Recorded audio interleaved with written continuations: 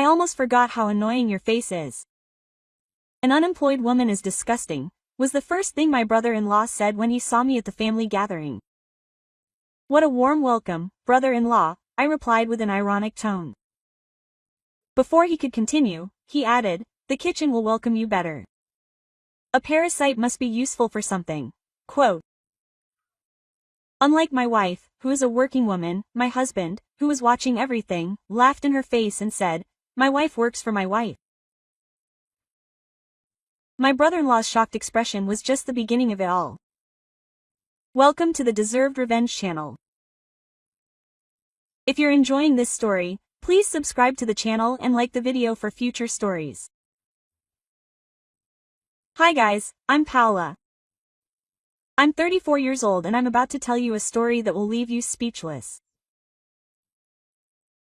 Brace yourselves for some recent family drama involving my brother-in-law Arturo, 36, and his wife Antonia, 31. To give you some context, I've been married to my wonderful husband Ramon for 9 years. We both come from a small town in Texas and have been high school sweethearts. Ramon has been the light of my life ever since I saw that charming smile in 10th grade. Now, Raymond's brother, Arturo, has always been a different story. From the moment Ramon introduced us, I felt an inexplicable hostility from Arturo towards me. He always had a stern expression when I was around him, as if I had done something terrible. At family events he would make comments questioning my career and insinuating that I had trapped Ramon into an early marriage. Despite my standing up for myself and putting Arturo in his place, he would not stop his unpleasant behavior. It was confusing, since I only got to know Arturo after I started dating Ramon. My poor husband could not understand that he was feeding his brother's rudeness. Ramon tried to talk to Arturo several times, but he continued with his immature behavior. The situation became so untenable that we began to avoid contact with Arturo and his family. Years went by without even exchanging a hello during the holidays. It was strange and painful, especially for Ramon, who had always seen Arturo as a hero in his childhood. Watching their relationship deteriorate was heartbreaking, but there was not much we could do. I did not want to force my husband to maintain contact with such a toxic and disrespectful person, even if he was family. In recent years, Arturo had crossed many boundaries and I could not have that negativity around our growing family.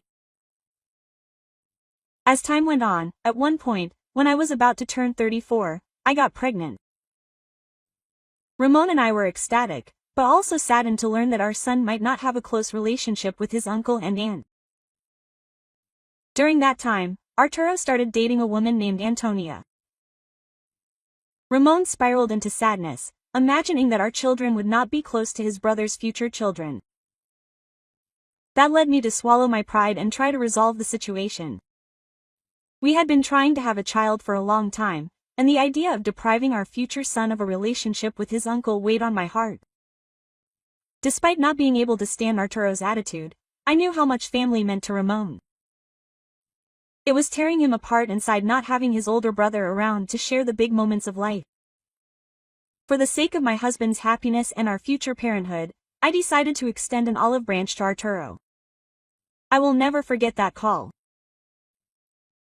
I gathered all the courage I had and told Arturo directly, look, Arturo, you and I have known that there has been tension between us since day one. I am sick of this immature behavior. It's not about the two of us anymore, it's about my wonderful husband who deserves to have his family close by. Ramon and I are about to have a child and I don't want him to grow up without knowing his uncle. It's time for all of us to grow up and make peace. There was a long, painful pause after I vented.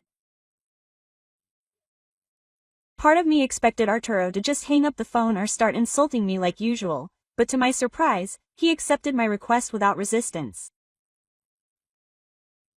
Paola, I know I've been an idiot. It hasn't been easy to admit it, but I think you're right. This fight between us has gone too far. Ramon deserves to have his family close by, and I don't want to be the cause of more estrangement either. I didn't expect to hear that from you, Arturo. I really didn't. What changed? I think the idea of not being a part of my nephew's life scared me. I was angry and I let that anger control me for too long. I'm tired of it, really. I'm tired too, Arturo. All I want is a healthy environment for my son and Ramon. We need to put the past behind us. I know that, and I'm willing to try. I know my actions haven't been the best, but I'm ready to change. I'll do my best to make things better between us. I'm glad to hear that. Let's take it one step at a time. We can start over a family dinner, something simple, just to reconnect. That sounds good. I will do it. I promise I will behave and really try to change. Thank you, Arturo. This means a lot to me and Ramon. I hope we can finally move forward. I hope so too, Paula. Let's make it work for the good of all of us. He solemnly said he would do whatever it took to be a part of his future niece or nephew's life, even if it meant swallowing his pride and being nice to me. I'm not going to lie, I was surprised at how quickly it happened, given our troubled history. It seemed too good to be true, but I figured the prospect of being an uncle had struck a chord with Arturo.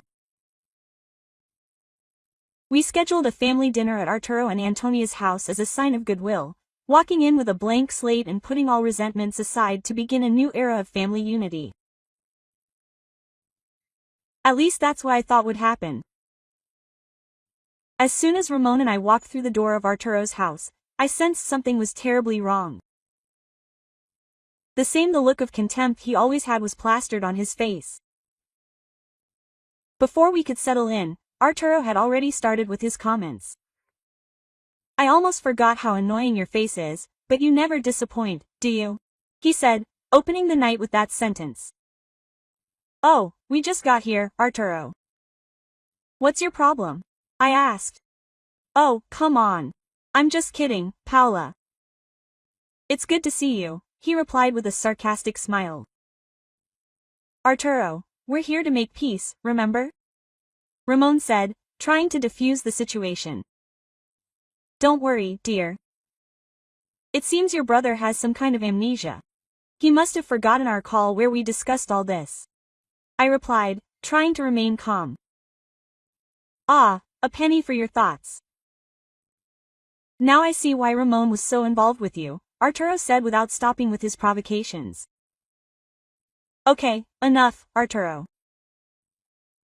We're here to fix things, Ramon tried again. I'm just stating the obvious. It really is surprising that it took them this long to get pregnant, continued. That's enough, brother, Ramon replied, visibly irritated. At least now you'll be useful for something, Arturo continued to provoke. What do you mean by that? I asked, surprised. I'm saying you're a leech, Paula.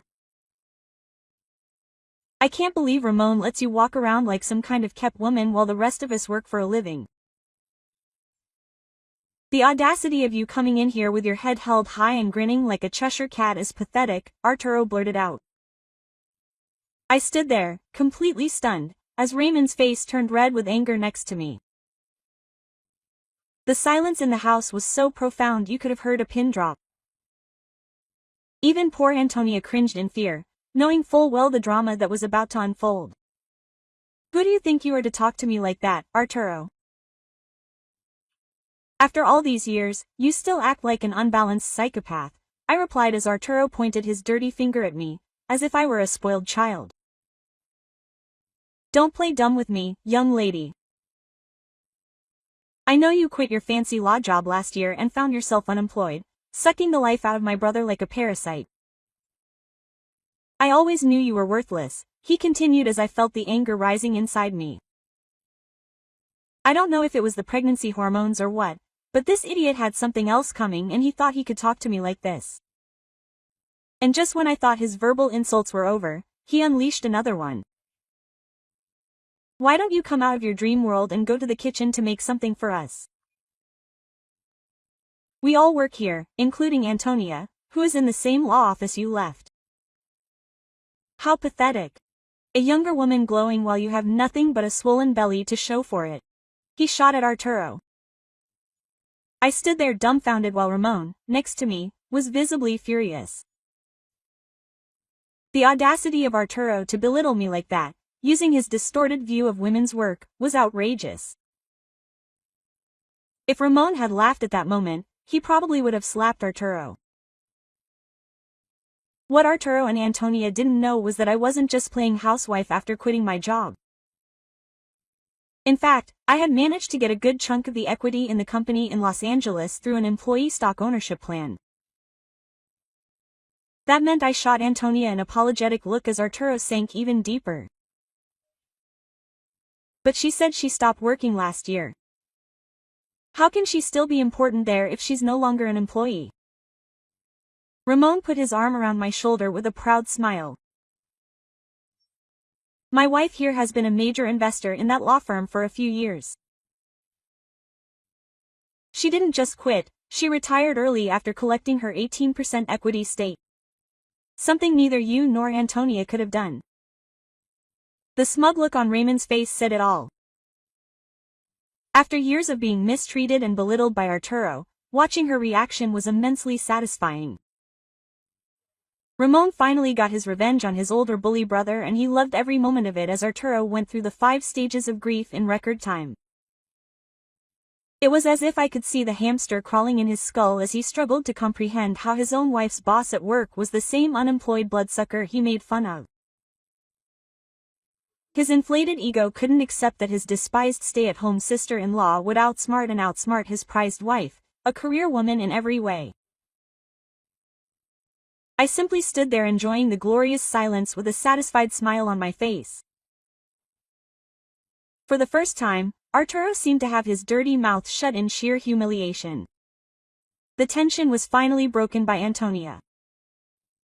Bless her, she gently cleared her throat before speaking in a soft voice, still struggling to process the revelation Ramon had just made. So, are you really my boss? She asked. Well, not really, I'm just an investor, I replied. Oh, don't be modest now, my dear. To put it simply, my wife is funding your position because even your boss answers to her. So please tell your idiot husband to watch what he says before he really pisses off the boss, Ramon said with a cocky grin. Antonia's eyes widened even more as she realized how wrong she and her husband were about me, but Arturo still refused to give in without a fight. His male ego couldn't handle the brutal beating he had received. He puffed out his chest trying to regain some of his lost pride. Yes. Well, even though she has money, it doesn't change the fact that she doesn't work anymore. She just keeps sitting there doing nothing, Arturo said. Raymond's patience was wearing thin and I could feel his arm tightening around my shoulder. Before I could say anything, I decided it was my turn to speak. Arturo, you have no idea what you're talking about. Just because I chose to retire early doesn't mean I'm not contributing. I've been volunteering my time managing investments and, oh yeah, making sure our family is taken care of. Before you use words like leech, maybe you should take a good hard look in the mirror. I'm not the one working as a waiter at some random restaurant while my wife works at a prestigious law firm. How unfortunate that your wife is the only one wearing the pants in this relationship. Arturo's face turned red in a way he'd never seen before. He opened his mouth to respond, but Antonia interrupted, clearly embarrassed by her husband's behavior. Arturo, you've been rude and dismissive enough, she said. It's not fair to Paula. We should be supporting each other, not tearing each other down, Antonia said, trying to defuse the situation. To hell with what you think. I still think she's a useless slob who ruined this family, Arturo retorted. I literally haven't done anything to you, Arturo. You're the one who started all this. I said, trying to remain calm. Listen, Arturo, Ramon interjected. You need to control yourself. You've been rude and cruel to Paula for years and we're done with that. You better straighten out if you want to be a part of our lives again. Arturo's face was red with anger. You can't talk to me like that, Ramon. I'm your brother. Brother or not. Respect is reciprocal and you haven't shown any towards Paula. So why should we have any for you? Ramon replied firmly. The temperature in the room seemed to rise with the growing tension. Antonia and I exchanged worried glances, feeling a storm brewing. Arturo's voice shook with anger. Do you think you're so superior just because your wife is rich now? It's not about money, Arturo. It's about decency and you haven't shown any. Ramon replied. You're ungrateful. Do you know who you're talking to? Arturo shouted, his face turning even redder and his fists clenching. Look at yourself, Ramon replied. Who do you think you are, Ramon, to lecture me in my own home? Paula is just one. One, Arturo, a useless woman. You've been singing that same song since day one and you've been totally wrong about her from the beginning. It's embarrassing. She has more class and success in her little finger than you've ever had in your entire life. You owe her a huge apology. The tension in the room increased as the two men stood chest to chest, their eyes locked in a furious glare. Before things could escalate any further, Antonia stepped in with a shaky voice trying to mediate. Guys, please, let's calm down. This should be a family reunion. Unable to contain his rage, Arturo blurted out something that shook us to the core. You don't understand, Ramon. Do you think you can just walk in here and get everything you've ever wanted? Not only did you get the perfect girl, now you're rich too. When is it my turn, huh? The room fell silent, everyone stunned by Arturo's confession. You got the perfect girl? What the hell are you talking about? I felt my stomach turn. A mix of shock and disbelief washed over me. Antonia's face contorted in pain and betrayal as she processed her husband's words. What did you just say? She asked incredulously. Yeah, what the hell did you just say? Ramon repeated. Arturo's bravado fell away, replaced by a look of regret. His shoulders slumped as he walked across the room. Nothing, I didn't say anything. No, you definitely said something important, bro, and I think you understood it.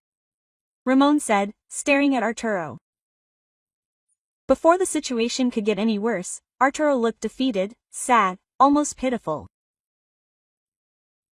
It was then that I realized that Arturo, the big bad wolf in everyone's story, had apparently been in love with me all along. His insults and taunts were nothing more than a form of projection, because he couldn't deal with the fact that I was with his brother instead of him. You got everything you ever wanted, while I had to settle for the works because I was the oldest and felt responsible for you. I know I said I didn't know Paula when you first introduced me to her, but that wasn't true. I had seen her at school. I thought she was cute, beautiful, and intelligent. I spent months trying to find a way to talk to her. I watched her from a distance, waiting for the right moment to approach her. Every day I thought of different ways to start a conversation, to make a good impression, Arturo confessed, his voice laced with an eerie melancholy. Every time I saw her in the hallways, my heart would pound.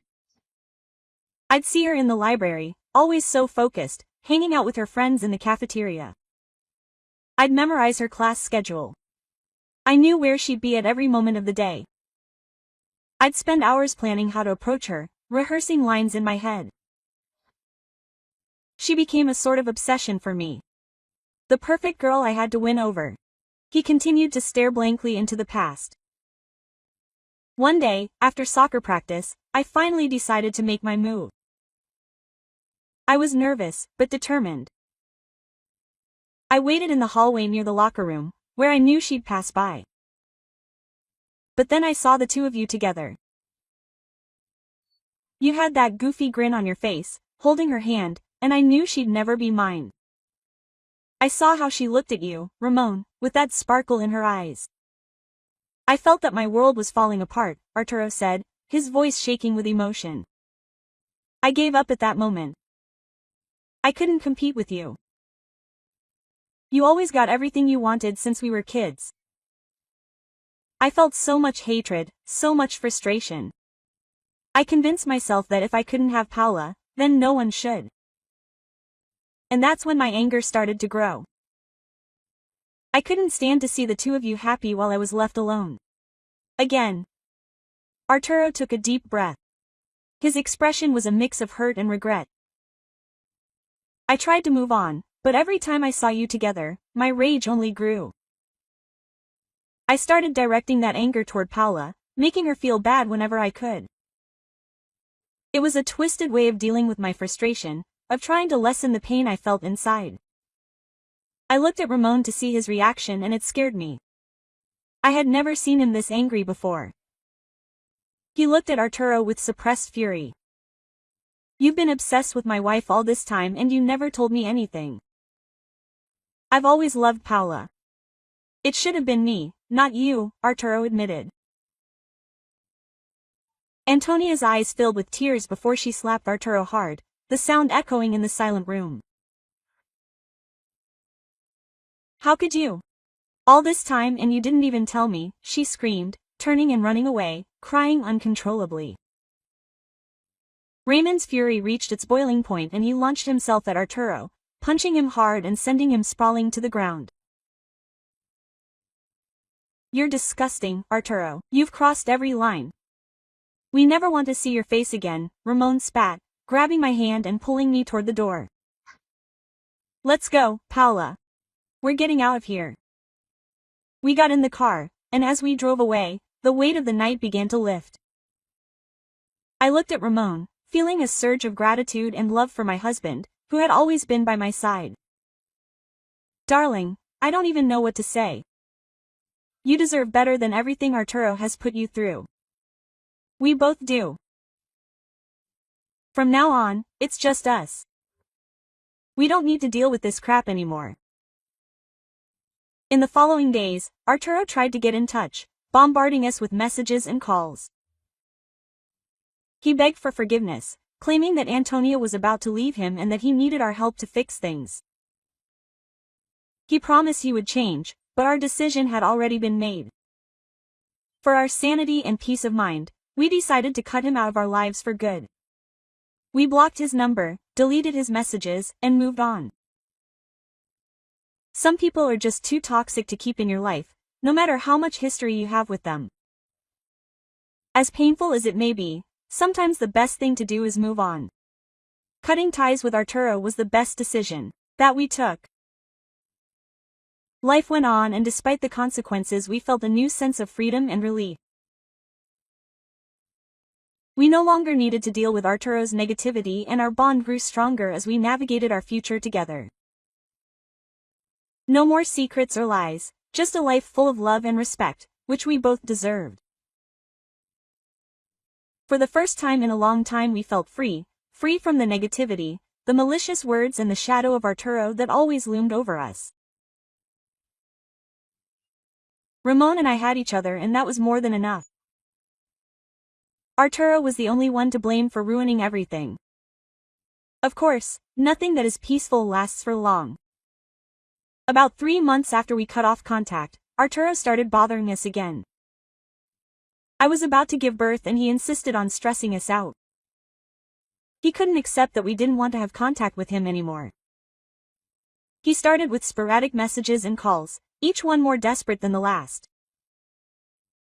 He got a new number, but we blocked that too. Please, Paula, just listen to me. I need to explain myself. Read one of the messages I promptly blocked, showing the text to Ramon, who shook his head in disbelief. Arturo wouldn't give up easily. Soon, Arturo found another way to get in touch, this time through Facebook. He began sending me messages, begging for a chance to talk. His messages were a mix of apologies and excuses, each more disturbing than the last. I know I messed up, Paula, but you have to understand. I never wanted to hurt you or Ramon. I'm a broken man, and as confusing as it may seem, I'm glad I confessed. Antonia is leaving me, she's made up her mind. Please, can we meet in private? I need to talk to you face to face. I blocked him again, but he was relentless, creating new accounts each time I blocked him.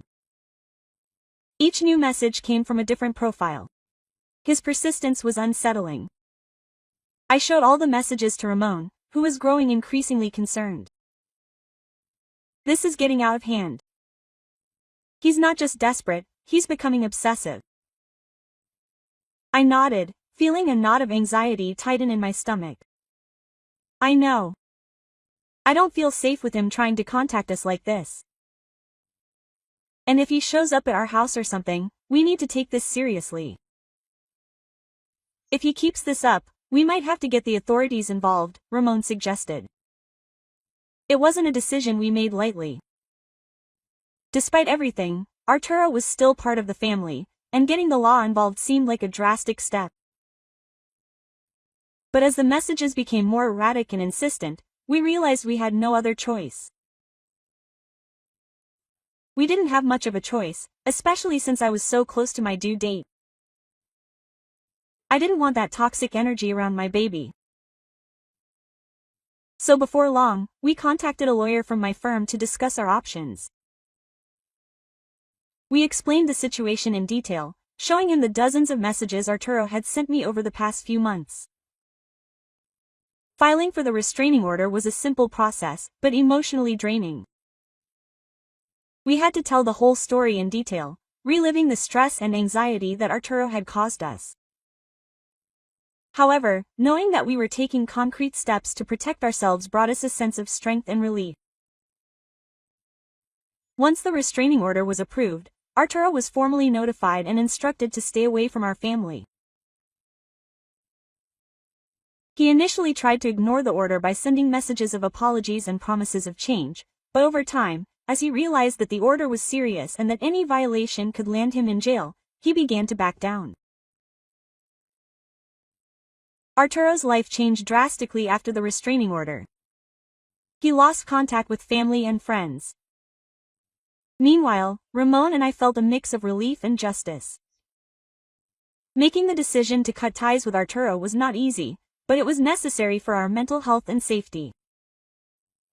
The restraining order gave us the peace of mind we needed, especially with the arrival of our baby. With Arturo out of our lives, we began to focus on the future.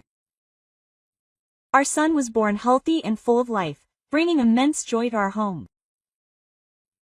Every day was a new adventure, and Ramon and I were determined to create a loving and safe environment for him.